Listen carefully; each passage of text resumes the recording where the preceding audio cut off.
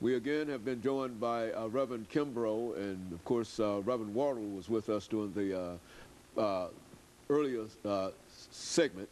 And this is our final segment to talk about the NAACP and some of the challenges of the of the century in a real sense of 2008. And Dr. Kimbrough, let's see if we can pick up with you and to have you to sort of reminisce over this last segment in terms of African-American participation in the political process, knowing that we have not always been allowed to participate, and then to have Mr. Wardle to join in with us to talk about what young people ought to be doing now in terms of registration for the upcoming political campaign. Well, Dr. Haney, I think this is a time of all times that we need to have people registered to vote.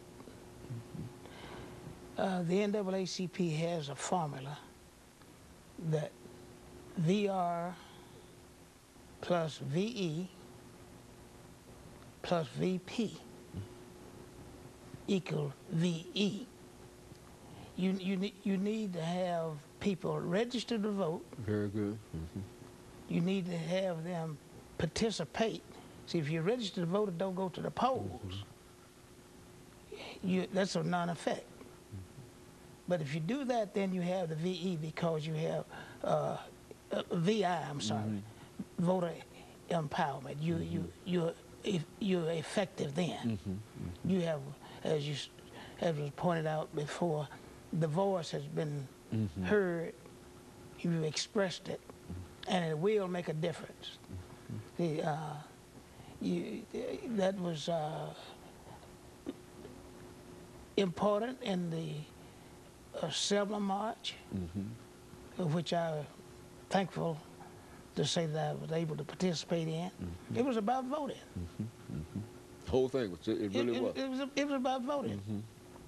Tent City, Dr. Tommy Martin Young will take a group to Haywood County, I think on the 2nd of next month, viewing Tent City as one of their stops. Tent City came about because black people, rather than listen to the white people in power, said you can't vote. Not can't vote, wouldn't allow you to register to vote, put you off the farm. So they said, well, you know, we will build our tents. And that's how Tent City came about in the 50s. Rather than be denied of my womanhood, manhood, or humanity. Whatever, humanity. I'll move off of your farm. I don't have to have it. God has something, there's something about freedom that's implanted in my soul that rather than to be a slave, I will be dead and in my grave. And go home to God, be free. Now I won't need your tent. I won't need the tent. I won't need your house.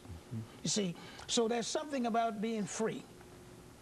See, we can't talk about we're the greatest nation. That's one of the unfortunate things about this great country of ours. We have not, as a majority of people, owned up to the fact that we've had people enslaved who have helped build this country. And now, because you have come out of slavery, not able to vote, and still carried out, made us economically strong and sound, and even now we don't have the parities that we should have. So yes, we must vote, and we must vote.